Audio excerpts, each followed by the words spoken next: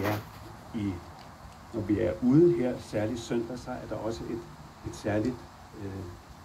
nadverform, og den vil jeg lige fortælle om, at om lidt så vil vi begynde med at synge Sanctus, den som er trykt i sangbladet, synge den 2 gange, nadversalmen, og så undervejs, når vi kommer til uddelingen af brød og vin, så foregår det sådan i dag, at der vil være et sted, man kan modtage brød og vin oppe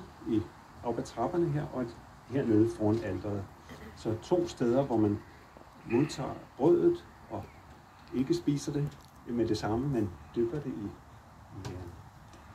bægeret og så modtager det og spiser. Og det kommer bare til at gå sådan flydende, så vi bevæger os hen til stedet, hvor vi modtager nadver og tilbage på vores plads, og så slutter vi sammen. Men lad os begynde med at synge.